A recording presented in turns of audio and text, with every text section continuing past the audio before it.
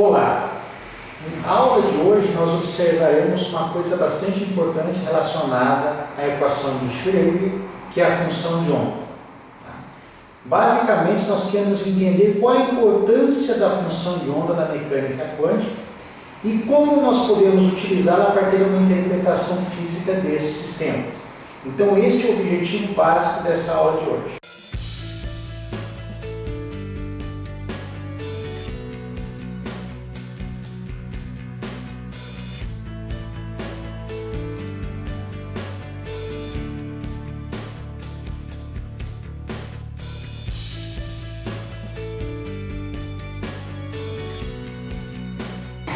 Então vamos à nossa videoaula.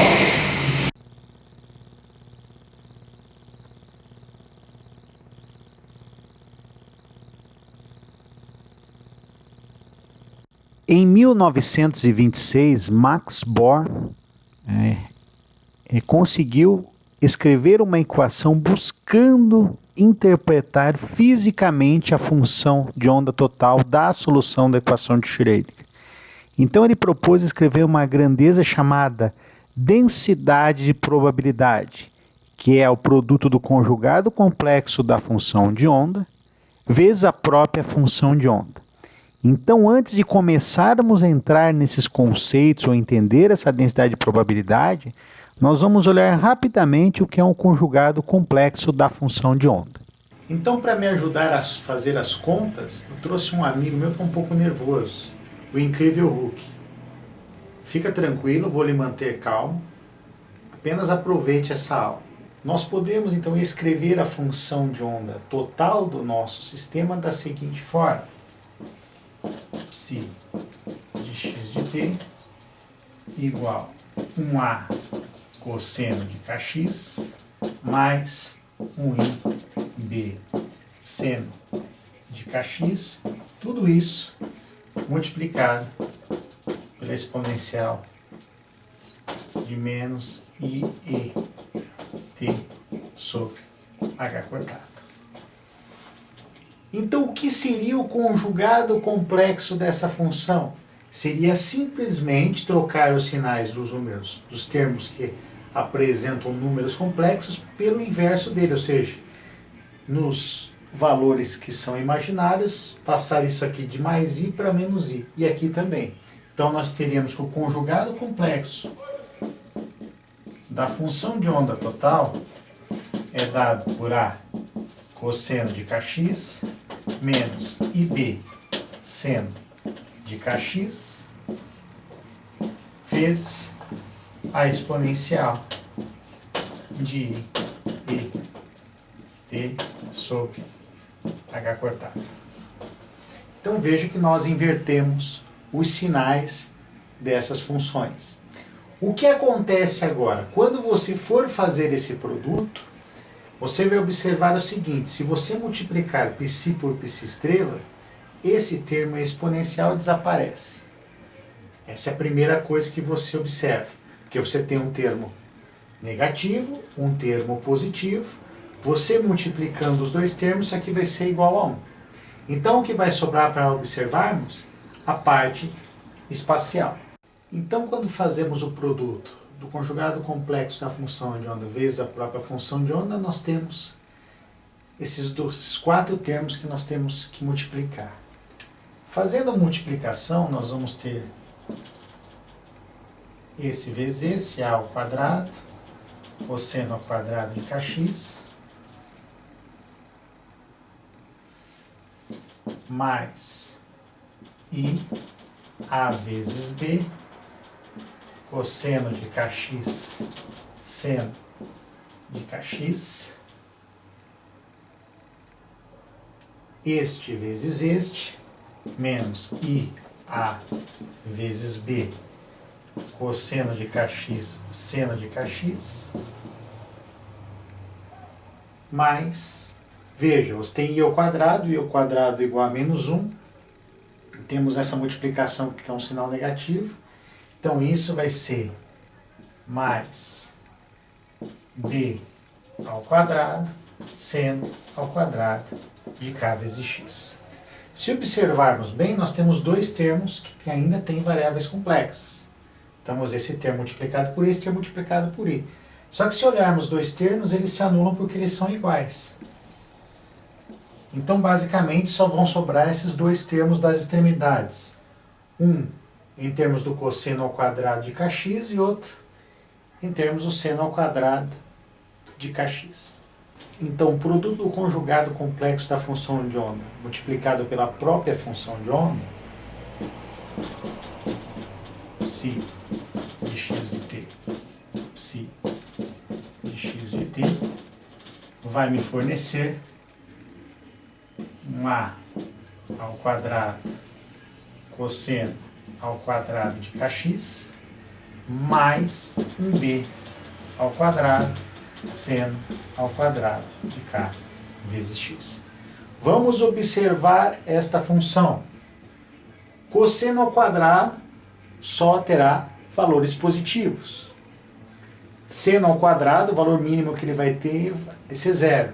E qualquer constante elevado ao quadrado também é um número real. Então o que acontece? Esse produto psi estrela psi recai exatamente em uma grandeza real e maior do que zero. Tá?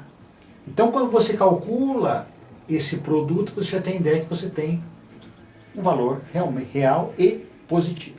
Então, quando fazemos o produto do conjugado complexo da função de onda vezes a própria função de onda, nós temos a parte real ao quadrado mais a parte imaginária ao quadrado. Quando fazemos isso, nós eliminamos o número complexo, ou seja, nós temos, neste caso, uma quantidade real, um número que pode ser medido, um valor numérico. Outra observação importante é que, quando nós fazemos esse conjugado complexo, nós temos que a função em energia e tempo é uma exponencial complexa, sempre. Quando nós fazemos o produto do conjugado complexo dessa função pela essa própria função, ela identificamente se torna um valor unitário. Desta forma, nós podemos escrever a nossa densidade de probabilidade como uma função de onda dependente apenas da posição. Então, o produto que antes era uma função de onda da posição e do tempo pode ser escrito como conjugado complexo da função da posição ou da função de onda da posição vezes a própria função de onda da posição.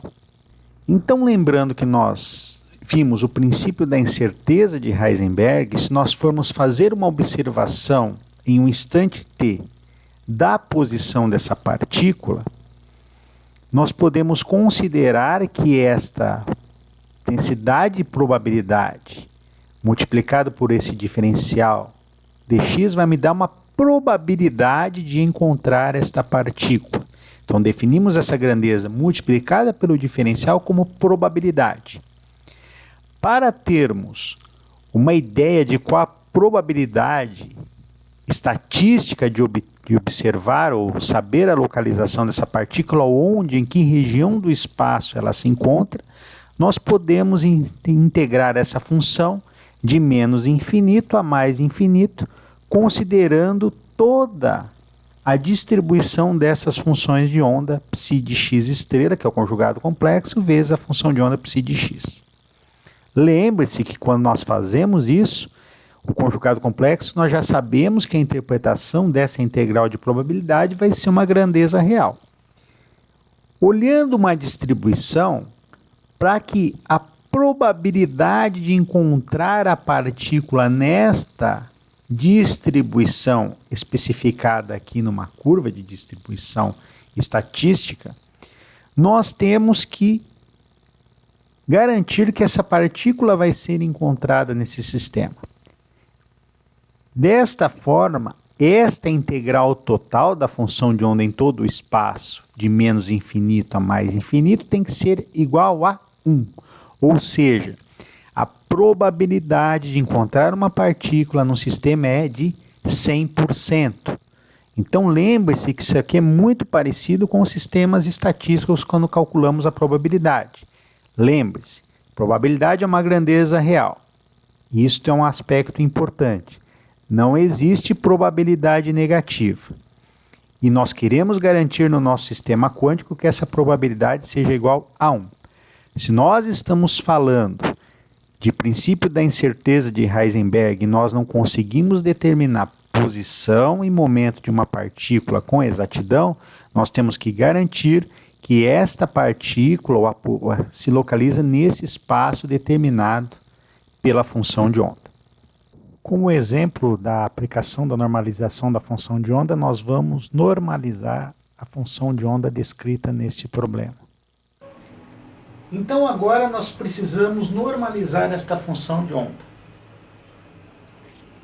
Observamos que a função de onda é dada por um termo de uma exponencial real vezes uma exponencial complexa. Lembre-se, quando vamos escrever o conjugado complexo da função de onda, simplesmente nós vamos inverter o sinal da parte complexa. Neste caso, se multiplicarmos psi estrela de x de t vezes a própria função de onda, nós observamos que o termo em exponencial de t vai desaparecer porque você vai inverter o sinal, né? Vai ser mais i sobre 2 vezes raiz de c sobre m vezes t vezes esse termo, isso vai ser igual a 1. Então só sobrará o termo na exponencial que depende da posição. Então você vai multiplicar essa exponencial por ela mesma, então nós vamos ter que o nosso psi estrela de x de t vezes psi de t vai ser igual a ao quadrado vezes a exponencial de menos raiz de c vezes m sobre h cortado vezes x ao quadrado. Então agora o que nós temos que fazer é integrar esta função. Então, para encontrar a constante de normalização, nós vamos ter que mostrar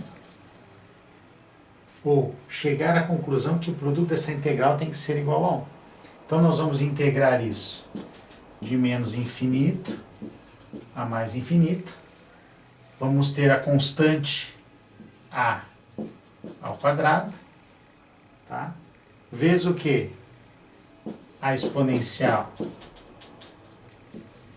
de menos raiz de c vezes m sobre h cortado ao quadrado vezes x ao quadrado integrado em todo espaço para determinar esta constante de normalização. Então esse tipo de integral aqui, ela apresenta um resultado peculiar. Então você veja que é uma expressão em x ao quadrado, tá? Se alguém tiver curiosidade com mais detalhes para resolver essa equação, essa integral em x ao quadrado, há vários livros que fazem isso. Aqui eu já vou partir do resultado direto. Então você tem que a integral de menos infinito a mais infinito de exponencial e ao quadrado vezes exponencial de menos raiz de c vezes m sobre h cortado vezes x ao quadrado, isso aqui me fornece que h cortado elevado a meio sobre c vezes m elevado a 1/4. Tá? Então esse é o valor integral vezes a ao quadrado. Então esse é o valor dessa integral. O que agora eu tenho que fazer? Calcular uma constante a qual o valor dessa integral é 1 ou ela seja normalizada.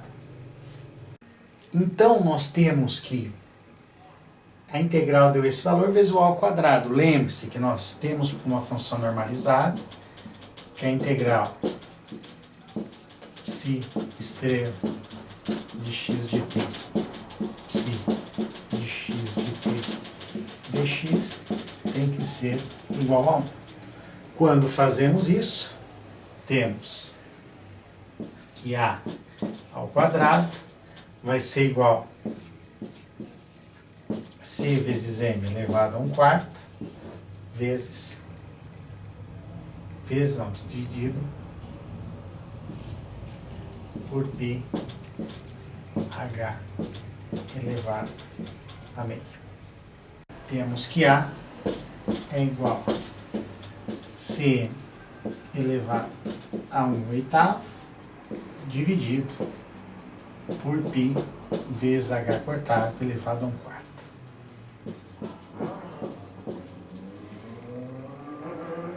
Então agora podemos escrever a nossa função de onda.